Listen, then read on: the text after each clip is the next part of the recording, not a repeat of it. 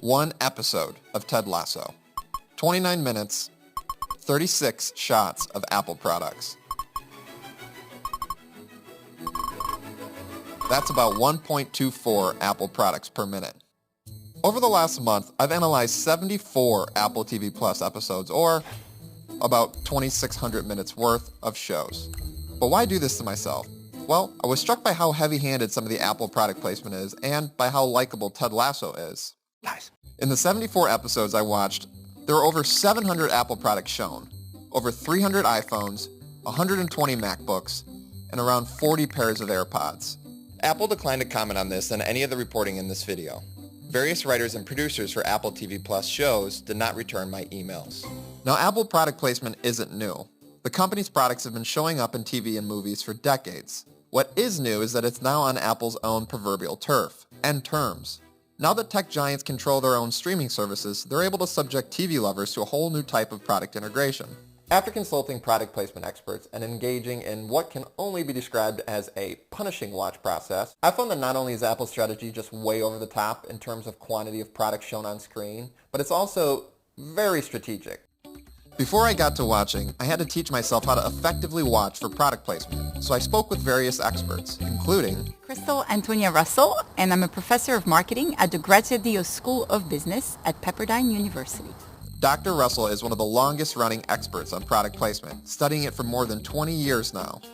To the untrained eye, product placement is just that, a product placed in a scene. But if you're Dr. Russell, or trying to watch like her, you're looking for some key elements. I usually count 3 dimensions. Visual, the level of visual, the prominence in the visual, the placement of the visual on the screen. Audio, what's being said about the brand, if it's being discussed. He wants us to open presents and spend all day together on FaceTime.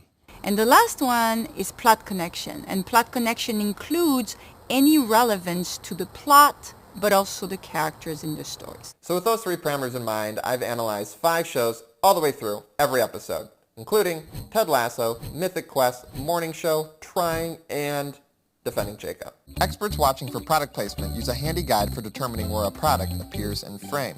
And so we usually split the screen into 9 quadrants, so 9 little squares. Inevitably, viewers' attentions are much more on the middle quadrant, and so a brand that's actually more centered is going to get a lot more attention than the brand that's on the periphery. And you guessed it, in my analysis, Apple products appeared most often in Section 5. Those scenes typically started with them on the periphery near Sections 7, 8, and 9. Based on my analysis, Ted Lasso had the most product sightings per minute. Over 14 episodes, Apple gadgets and services were spotted around 230 times. In the episode mentioned earlier, nearly half the sightings were in the center of the screen. Not far behind was the morning show. Over 10 episodes in its first season, Apple products were spotted around 250 times, though the episodes are twice as long. In the episode with the most sightings, 12 of the 33 placements were centered.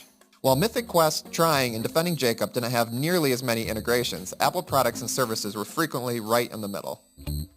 Audio placements are more subtle, but can be just as powerful. So the audio can be anything. And in fact, if a sound, like a jingle or a logo or a mail kind of signal, is making people think about a brand, that's also counted as a product placement, as a brand placement, reference to the brand in the consumer's mind. In Ted Lasso, some of it's pretty obvious. Yeah, just a little note to myself telling me to buy Apple stock. We are now sharing an iCloud account. And the characters of Mythic Quest and Trying love to... Hello? It's not working! I'm gonna go FaceTime my kids. No. This is an audio FaceTime. You see me now?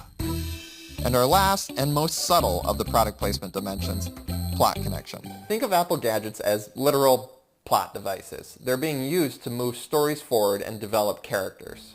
Take this example from Ted Lasso, when, after much indecision, Ted commits to signing his divorce papers. From beginning to end of this storyline, the iPhone was involved, acting as a connective tissue between Ted and his soon-to-be ex-wife. Finally, he even uses the iPhone camera to scan the contract and send it back to the lawyer. And then there's this one scene in Trying where the leading characters, Jason and Nikki, are gathered around a MacBook to await an update on their child adoption process. Or in Mythic Quest, during their pandemic episode, AirPods are used not only to connect nearly every character, but they're on screen for about 18 minutes of the 24-minute episode. And of course, plot is attached to characters. Most consumers, when they watch a show, especially TV series where they develop these sort of lifelike relationships, which are called parasocial relationships with the characters, they feel like they get to know them. And so if you see the character associated with a product in a TV series or in a story, your feelings and attitudes toward the character are going to transfer over to that brand. My analysis showed that these likable main characters are the ones most frequently shown with Apple products. In Ted Lasso, over the course of 14 episodes, Rebecca Welton, a character whose arc bends from antagonist to Ted Lasso ally, is most often seen with Apple products, around 70 times, while Ted is spotted nearly 60 times with various Apple products. Jason and Nikki, the similarly likable and funny leads in Trying, are seen in every episode of Season 2 with iPhones. In the morning show, the two leading ladies, Bradley and Alex, lead the pack with iPhone sightings. Each was seen with an iPhone around 30 times in 10 episodes. According to previous reports, Apple specifically limits villains and bad guys from appearing with its products. Apple declined to comment on those reports, but I found lots of evidence of that myself. In Mythic Quest, Joe, a power-hungry and manipulative main character who is at one point described as conservative, is seen almost exclusively with an unbranded MacBook. Also in that AirPod episode, her hair was conspicuously covering her ears in almost every shot. In the morning show, Bradley's absentee father, when first introduced, is shown with an unbranded flip phone.